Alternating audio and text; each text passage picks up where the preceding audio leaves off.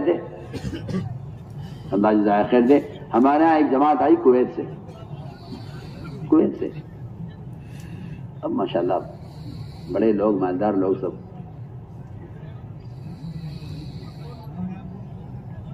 انہوں نے آ کر بتلایا کہ جی ہم نے نظام الدین کی ہدایات سنی ہے کہ موبائل ساتھ کے رکھنا ہے، ہم 8 آدمی کی جماعت کویت سے آئے ہیں اور موبائل گھر چھوڑ کر آئے، بڑے بڑے تاجر ان میں، بڑے بڑے مالدار لوگ، اگر ہم سے کہی جگہ نہیں تو نہیں صحیح۔ پوری جماعت 4 مہینے ہندوستان میں لگا کر واپس گئی، 4 مہینے کسی کے پاس موبائل نہیں، ہمیں تو ہدایت جو دی گئی اس پہ عمل کرنا ہے، ہم تو جانتے نہیں کہ اس کے بعد کیا ہوگا، جو ہوگا دیکھی جائے گی۔ 4 مہینے کے بعد کہتے ہیں کہ ہمارا یہ پہلا خروج ہے جس سے ہمیں فائدہ ہوا ہے، ورنہ اب تک ہمیں معلوم ہوتا ہے کہ ہمارا وقت ضائع ہوا ہے۔ کہتے ہیں اس کا فائدہ ہوا ہے اس سے کہ ہم یکسو ہو گئے بالکل اعمال کی طرف۔ اس لیے میں آپ کو تاکید سے عرض کر رہا ہوں کہ آپ اس کی کوشش کریں، اگر خدا نہ کرے جب آپ سے لے آئے ہو بند کر کے نہیں سکوا۔ امیر کی ذمہ داری ہے کہ وہ اپنے ساتھیوں کے موبائل کی حفاظت کرے اور ان کو استعمال نہ ہونے دے، ورنہ میں آپ سے صاف کہہ دیتا ہوں کہ قیامت میں اللہ تعالیٰ امیروں کو پکڑیں گے کہ تم نے کیا کوشش کی تھی ان کو اس منکر سے روکنے کی۔ اللہ جماعتوں کے ذمہ داروں سے قیامت میں سوال ہوگا۔ میں سارے جماعتوں کے ذمہ داروں سے کہہ رہا ہوں کہ جتنے امیر بیٹھے ہوئے جماعتوں کو لے کر چلنے والے، ان سب کی ذمہ داری ہے کہ سب موبائل بند کر کے رکھیں اپنے پاس اور اس کا استعمال نہ کیا جائے۔ ہاں کسی کو کوئی حاجت، کوئی ایسی ضرورت پیش آ جائے، امیر سے اجازت لے لے کہ امیر صاحب یہ مسئلہ تھا ہمارا گھر کا، اگر اجازت ہو تو یہ خبر کرنی۔ کوئی اگر مجبوری پیش آ جائے تو کوئی حرج نہیں ہے، لیکن بیان کا ٹیپ کرنا یا اس میں تصویروں کا دیکھنا، یہ تو دین کو کھیل بنانا ہے، اور جو آدمی دین کو ہلکا سمجھتا ہے وہ ہدایت حاصل نہیں کر سکتا۔ اس سے اپنے آپ کو ہمیں بچانا ہے۔ یہ ہے لایانی کا نقصان۔ احد کے میدان میں شہید ہوئے صحابی، بڑی سنیے تو صحیح، شہید کا خطرہ زمین پہ گرتا نہیں سے پہلے مغفرت ہو جاتی ہے۔ کیا کیا فضائل ہیں شہید کے، غور کیجیے۔ صحابی شہید ہوئے احد کے میدان میں، جنازہ اٹھا کر یہاں سے گھر لے جایا گیا ان کا، اللہ کے رسول صلی اللہ علیہ وسلم تشریف لے گئے ان کے حوالے کی تسلی کے لیے۔ جنازہ رکھا ہوا تھا، ان کی والدہ نے کہا میرے بیٹے تمہیں جنت مبارک ہو۔ آپ نمائیں ان کی والدہ سے تم نے اس کو جنتی کیسے کہہ دیا، تمہیں کیا معلوم اس نے اللہ کے راستے میں نکل کر لا یعنی بات کی ہو۔ ہمارے پاس وقت فارغ تھا، ظہر کے بعد لمبا وقت تھا، تعلیم ہو گئی، بیٹھ گئے، ہاں بھائی تو دکان کھول کے آیا، بند کر کے آیا، ہاں بھائی کھیت کیار کے کیا ہو رہا ہے، اور تیرے گھر میں کیا ہو رہا تھا تو چلا تھا، تو کب واپس جاوے گا، میں کب واپس آؤں گا، یعنی لا یعنی باتیں۔ میں سوچتا ہوں، میں نے کہا دین سیکھنے کے لیے نکلے ہیں، سکھانے کے لیے نکلے ہیں، انہیں فرصت کہاں سے مل گئی اس کی، وقت ہی نہیں دائی کے پاس۔ ہم نکل کے لا یعنی باتیں کر لیتے ہیں، اور وہاں صحابی شہید ہوئے اللہ کے راستے میں، والدہ کہہ رہی جنتی میرا بیٹا، فرمایا کیسے جنتی کہہ دیا تم نے اس کو، اس نے جماعت میں گھر کے بیکار باتیں کی ہوں گی۔ سوچیے آپ، تو اس لیے ہمیں اس سے اپنے آپ کو بچانا ہے۔ 3 کاموں میں ہمارا وقت گزرے، بس دعوت میں، عبادت میں، سیکھنے سکھلانے میں۔ حضرت فرمایا کرتے تھے یہ 3 کام اگر دنیا میں نہ ہوتے عمر دنیا میں رہنا پسند نہ کرتا۔ حضرت عمر کا قول ہے اگر اللہ کے راستے میں پھرنا نہ ہوتا عمر دنیا میں رہنا پسند نہ کرتا۔ آج کے مسلمانوں کو دیکھیے آپ، یہ کہتے ہیں پھرنا بھی کوئی کام ہے۔ حضرت عمر کیا کہہ رہے ہیں، اگر پھرنا نہ ہوتا جماعت میں تو میں دنیا میں رہنا پسند نہ کرتا۔ آج کا مسلمان کہتا ہے پھرنے کی کیا فائدہ ہے، اس زمانے کا کافر کہتا تھا محمد صلی اللہ علیہ وسلم سے کہ آپ پھرتے کیوں ہیں دین کو لے کر، بیٹھیے ایک جگہ، دین سیکھنا ہوگا، آ جائے گا آپ کے پاس۔ ایک کافر کی بات آج ایک مسلمان کہہ رہا ہے، پھرنے کی ضرورت ہے۔ اور عمر کا قول میں عرض کر رہا ہوں، فرماتے تھے اللہ کے راستے میں اگر پھرنا نہ ہوتا عمر دنیا میں رہنا پسند نہ کرتا۔ اور دوسری بات یہ فرماتے تھے کہ اگر اللہ کے مطلب میرے میں سجدے کرنا نہ ہوتا عمر دنیا میں رہنا پسند نہ کرتا۔ تیسری بات یہ فرماتے تھے کہ اگر علماء حق کی مجلسوں میں بیٹھ کر علم کی باتوں کو چن چن کر بندہ پیدا کرنا نہ ہوتا عمر دنیا میں رہنا پسند نہ کرتا۔ دعوت، تعلیم، عبادت، یہ 3 کام میں بیان کر رہے ہیں۔ اگر دنیا میں 3 کام نہ ہوتے تو عمر آخرت کو ترجیح دیتا، آخرت کو پسند کرتا۔ اپنے آپ کو ہمیں ان 3 کاموں کے اندر ہی مشغول رکھنا ہے۔ یہ ہے میرے دوستو 6 نمبر، جن کی ایک عملی مشق میں نے آپ کے سامنے عرض کر دی ہے۔ اس کے ساتھ اگر محنت ہے تو پھر اللہ تعالیٰ میں ہدایت بھی دیں گے اور ہم اس کو ہدایت کا ذریعہ بھی بنائیں گے، اور ہم اللہ کے راستے سے اللہ کا تعلق پیدا کر کے کچھ سیکھ کر آئیں گے۔ اور اگر معاملہ دوسرا ہے کہ نکلنے کے زمانے وہ کام ہو رہے جو اپنے مقام پر ہوتے تھے، تو جو آدمی اسپتال میں بد پرہیزی کرے اس کی تو کبھی صحت کی امید نہیں کرنی چاہیے۔ جو اسپتال میں رہ کر بد پرہیزی کرے، دوا وقت پر نہ کھائے، تو اس کی تو صحت کی امید نہیں کرنی چاہیے، ایسے ہدایت کی امید نہیں کرنی چاہیے۔ اگر اللہ کے راستے میں نکل کر یہ اصول ہم اپنے سامنے نہ رکھیں اور اپنے آپ کو اس کا پابند نہ کریں، اس طرح ہمیں جماعت میں نکل کر، یہ ہمارے نکلنے کا اصل مقصد ہے۔ اب جو جماعت اللہ کے راستے میں نکلنے والی ہیں، اپنے امیر ذمہ دار کے ساتھ چلیں اور اطاعت کے ساتھ چلیں، اطاعت کے ساتھ چلیں، اجتماعیت کے ساتھ چلیں، اس لیے کہ فتنوں کا زمانہ ہے۔ حدیث میں آتا ہے فتنوں سے بچنا چاہتے ہو تو 3 کام کر لو، جماعت کے ساتھ چمٹ کر رہو اور عموم میں رہو اور مسجدوں کا لازم پکڑ لو۔ بلکہ روایت میں آتا ہے کہ جو بکری ریوڑ کے اندر ہوتی ہے اگر کمزور بھی ہے تو محفوظ ہے، اور جو بکری ریوڑ سے الگ ہو جائے اگر وہ مضبوط بھی ہے تب بھی وہ خطرے میں ہے کہ اس کا بھیڑیا اس کا دشمن ہے اور انسان کا دشمن شیطان ہے۔ اس لیے ہم نے عرض کیا کہ الگ نہ چلیں، الگ نہ رہیں، جماعت کے ساتھ چمٹ جائیں، اجتماعیت کے ساتھ رہیں۔ یہی فتنوں کے ختم کرنے کا، ایک حدیث میں ایک ہی روایت میں 3 اسباب بتائیں فتنوں سے بچنے کے لیے۔ عموم میں رہو، جماعت کے ساتھ چمٹ کر رہو، مسجد کو لازم پکڑ لو۔ اس طرح ہمیں اپنے امیر کی اطاعت کے ساتھ اللہ کے راستے میں نکلنا ہے۔ امیر اگر کفر کا حکم کرے تو اطاعت نہیں ہے، اگر امیر نماز چھوڑنے کا حکم کرے تو اطاعت نہیں ہے، باقی اس کے علاوہ سارے کاموں میں اطاعت کرنا ہے۔ آج کل لوگ معمولی باتوں کی وجہ سے امیر کی مخالفت پر اور معمولی باتوں کی وجہ سے ذمہ داروں کی مخالفت کر بیٹھتے ہیں۔ ایسا نہ کیا جائے، بلکہ ہمیں اطاعت کے ساتھ، اجتماعیت کے ساتھ اپنے اپنے امیر اور ذمہ داروں کے ماتحت ہو کر اس کام کو کرنا ہے۔ اس طرح ہمیں اللہ کے راستے میں نکل رہے ہیں۔ نکلنے میں سب سے بنیادی بات یہ ہے جہاں تک ہو سکے پیدل چلو۔ اصل پیدل چلنا اس راستے میں اللہ کے غصے کو ٹھنڈا کرنا ہے۔ حدیث میں آتا ہے پیدل چلنے پر جو غبار اڑتا ہے، اس غبار کو اللہ تعالیٰ جنت میں جنتوں کو حسن کو بڑھانے کے لیے استعمال کریں گے۔ بلکہ فدائے ملت اور مجاہد امت حضرت مولانا اسعد مدنی رحمۃ اللہ تعالی علیہ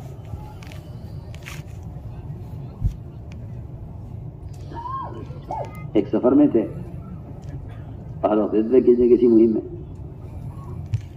سفر میں جا رہے تھے، گاڑی میں کسی دیہات سے گزر رہے تھے یا کسی کچے راستے سے، تو غبار آنے لگا، تو ان کے خادم نے جلدی سے دروازہ بند کیا، وہ کھڑکی بند کی شیشہ گاڑی کا۔ وہ کیا کر رہے ہو؟ کہ جی غبار آ رہا ہے، غبار۔ حضرت نے فرمایا کہ اللہ کے راستے کا غبار یہ جہنم کی آگ کو حرام کر دے گا، اور اللہ کے راستے کا جو غبار ہے، اس غبار کے بقدر حدیث میں آتا ہے کہ مشک دیا جائے گا ہر نکلنے والے کو، اور حدیث میں آتا ہے کہ اللہ کے راستے کا غبار جنت کے حسن کو بڑھانے کے لیے بطور پاؤڈر کا استعمال کیا جائے گا۔ دوائیں کھول دیں شیشہ، اس غبار سے نفرت نہ کرو۔ حدیث میں آتا ہے آپ صلی اللہ علیہ وسلم چلے تھے صحابہ کے ساتھ، ایک صحابی الگ ہو کر چلنے لگے، فرمایا یہ ادھر کیوں جا رہا ہے، ساتھ کیوں نہیں چل رہا ہے؟ اس نے کہا جی غبار اڑ رہا تھا، میں ایک طرف ہو گیا ہوں، مٹی اڑ رہی تھی، ذرا میری ناک میں چلی جائے گی اس لیے میں ایک طرف ہو گیا۔ فرمایا اس غبار سے نفرت نہ کرو،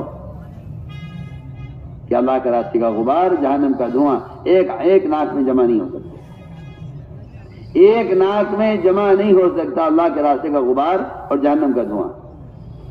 تو میں نے عرض کیا کہ پیدل جہاں تک ہو سکے چلو، سواری استعمال کر سکتے ہو، کرنی چاہیے جہاں ضرورت ہو، جہاں گاؤں پیدل چل کر کام کر سکتے ہیں، جماعتیں پیدل چل کر کام کریں، جہاں ایک علاقے میں محنت کریں، کوشش کریں کہ یہاں سے وہاں پیدل منتقل ہو جائے، اس لیے کہ اللہ کے راستے میں پیدل چلنے سے بڑھ کر اللہ کے غصے کو ٹھنڈا کرنے والا کوئی اور سبب نہیں ہے۔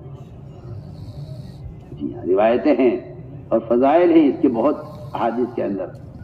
صحابہ نے جیسے ہی سنا پیدل چلنے کی فضیلت، سارے صحابہ سواری سے نیچے اتر گئے۔ حدیث میں آتا ہے سب صحابہ سواری پر سوار تھے۔ حضرت جابر بن عبداللہ رضی اللہ تعالی عنہ سواری کو لے کر پیدل چل رہے تھے۔ لوگوں نے کہا جابر تمہاری سواری بیمار ہے کہ نہیں؟ سواری کیوں نہیں ہوتے؟ پیدل کیوں چل رہے سواری ہوتے ہوئے؟ فرمایا میری سواری بیمار نہیں ہے اور مجھے سواری کی ضرورت بھی ہے، لیکن میں نے اللہ کے نبی کو فرماتے ہوئے سنا ہے جو اللہ کے راستے میں پیدل چلتا ہے اس کے لیے جانے کی جگہ حرام کر دی جاتی ہے۔ صحابہ کے یہاں تعلیم کا طریقہ یہ نہیں تھا کہ اس بات کو جلدی سے کسی موبائل میں ڈال کر سب جگہ پھیلا دو تاکہ سب کو پتہ چل جائے، یہ طریقہ نہیں تھا تعلیم کا۔ یہ تو اس زمانے میں رواجی طریقہ جاری ہوا ہے۔ صحابہ کے زمانے میں تعلیم کا طریقہ یہ تھا کہ جس بات کو ایک آدمی سن رہا ہے وہ چاہتے تھے کہ یہ بات سب سنیں، کیونکہ تبلیغ کا حکم ہے۔ تبلیغ کا مطلب یہ ہے جو آپ اپنی زبان سے خود جا کر پہنچائیں وہ تبلیغ ہے، جو آپ اخبار رسائل سے بھیج رہے ہیں یہ تبلیغ نہیں ہے، یہ تبلیغ کوئی تبلیغ نہیں ہے۔ حضرت صحابی جنہوں نے سوال کیا تھا انہوں نے یہ دور چلے گئے اور دور جا کر انہوں نے دوبارہ سوال کیا، دور جا کر بہت دور آواز دے کر چیخ کر پوچھا وہاں سے کہ جابر تم ابھی سوال کیوں نہیں ہو جاتے؟ جابر نے کہا، جابر سمجھ گئے کہ حالانکہ مجھے پوچھ کے گیا ہے مجھ سے بھی، ابھی پوچھ کر گیا ہے مجھ سے اتنی سی بات اور وہاں جا کے چیخ کر پوچھ رہا ہے دوبارہ۔ وہ سمجھ گئے کہ میں چیخ کر جواب دوں گا اس کو، یہ چاہتا ہے کہ سب سن لیں، یہ سب کو سنوانے کے لیے دوبارہ سوال کر رہا ہے دور جا کر۔ انہیں چیخ کر کہا کہ میری سواری بیمار نہیں ہے، میں نے اللہ کے نبی کو فرماتے ہوئے سنا ہے جو اللہ کے راستے میں پیدل چلے گا اس کے جانے کی جگہ حرام کر دی جائے گی۔ اس بات کو سن کر سارے صحابہ سواری سے نیچے اتر گئے۔ فرماتے ہیں کہ اس دن سے زیادہ پیدل چلنے والے کبھی دیکھے نہیں گئے۔ یہ ہے فضائل اللہ کے راستے میں پیدل چلنے کے۔ جس جماعت کا جہاں کا رخ بنا ہے وہ جماعت وہاں جائے، ٹرین میں بس میں دعوت دیتے ہوئے جائیں، دنیا کی باتیں ہرگز نہ کریں۔ دنیا آوے کے سامنے، شیطان لاوے گا نقشے سامنے، یہ اللہ کے راستے میں نکل رہا ہے، کہیں اس کا یقین اللہ کی ذات پر نہ آ جائے۔ شیطان خوب یاد دلائے گا چیزیں، خوب چیزیں نظر آئیں گی، خوب نقشے نظر آئیں گے۔ ہر نقشے کا انکار کرو قدرت کے مقابلے میں، ہر شکل کا انکار کرو قدرت کے مقابلے میں۔ ایمان سیکھنے کے لیے لازم ہے اللہ کے ماسوا کا تصور میں بھی انکار کرنا، تصور میں بھی اس کے ماسوا کا انکار کرو اور ظاہری میں اس کے غیر کا انکار کرو۔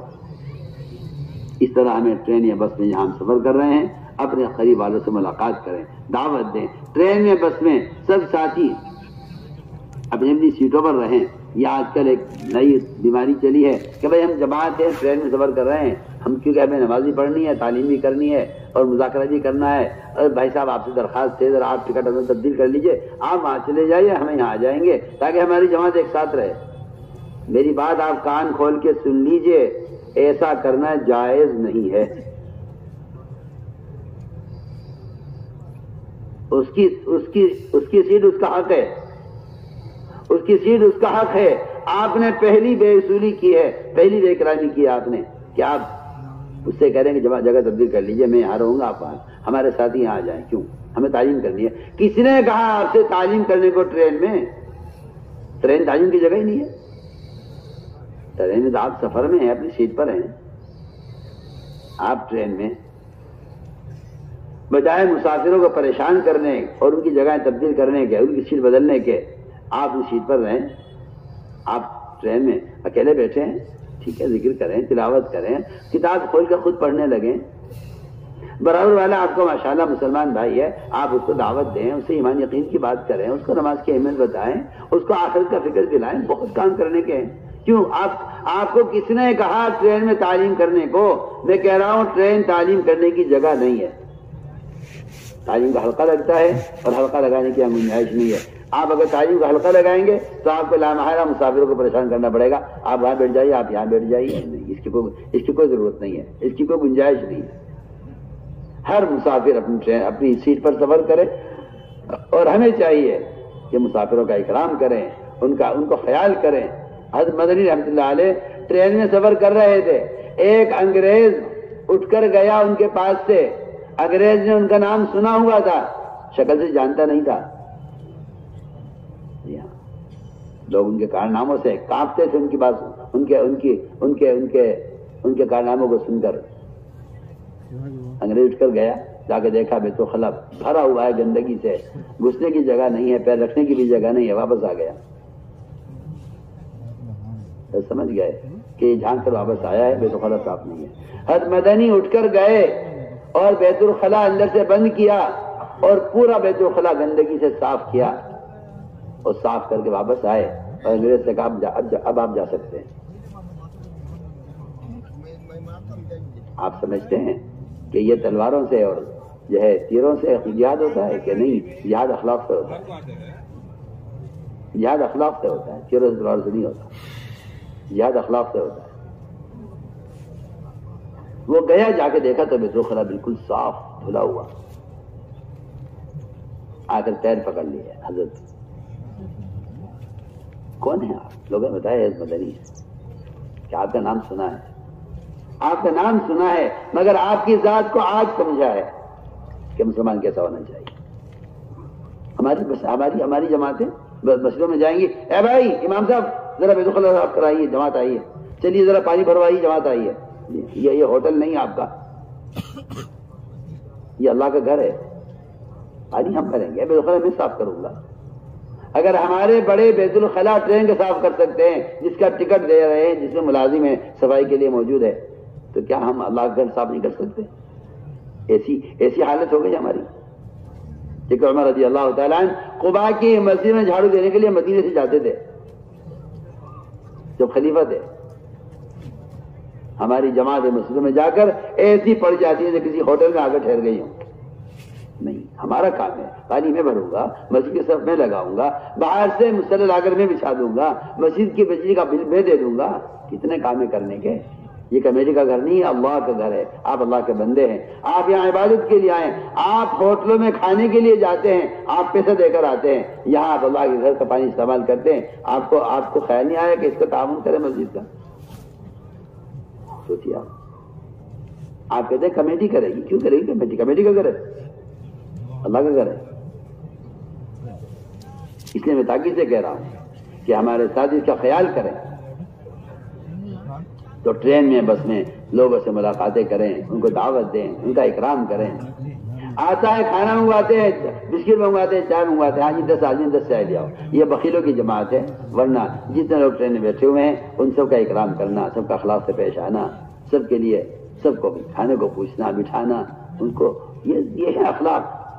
اس آپ صلی اللہ علیہ وسلم نے کیا معاملہ تھا غیروں کے ساتھ، میں قسم کھا کر کہتا ہوں اگر یہ جماعت یہ معاملہ غیروں کے ساتھ کر لیں، اس ملک سے زیادہ سلامتی کا ملک کوئی نہ ہو۔ یہ تو تعصب نے فسادات پیدا کیے ہیں، یہ تو تعصب نے خریدی کی ہے، یہ تو تعصب نے ملک کے اندر خوف پھیلایا ہے۔ ورنہ میں اللہ کی قسم کھا کر کہتا ہوں ہماری پھرنے والی جماعتیں اگر اپنے اس ملک کے بھائیوں کا اکرام کریں تو انہیں پتہ چلے گا کہ اخلاق کیا ہیں، مگر کیا کریں۔ اور ہماری جماعتوں کو ہوش ہی نہیں ہے اس کی، ایسی مست ہیں اپنی ضروریات میں کہ انہیں اس کا خیال نہیں آتا کہ پہلے میں اس کو پانی پیش کر دوں، پہلے میں اس کو چائے پیش کر دوں۔ اس تعصب کا کوئی علاج نہیں اللہ کی قسم سوائے احسان و اکرام کے، اس تعصب کا کوئی علاج نہیں ہے سوائے اکرام اور احسان کے۔ اگر مسلمان غیروں کے ساتھ اکرام اور احسان کا معاملہ نہیں کرے گا تو یہ تعصب کا شکار ہوگا۔ ہم آپ سے وہ تاکید سے کہہ رہے ہیں، آپ جماعت میں نکل رہے ہیں، یہ جماعت میں نکلنا صرف کلمہ نماز سیکھنے کے لیے نہیں ہے، یہ جماعت میں نکلنا اپنے مسلمان وہ اخلاق پیش کرے، اخلاق محمد صلی اللہ علیہ وسلم، کہ جس کے نتیجے میں حق ظاہر ہوتا ہے اور جس کے نتیجے میں اسلام کا تعارف ہوتا ہے۔ آپ کتابوں سے اسلام پھیلانا چاہتے ہیں، میں تو بار بار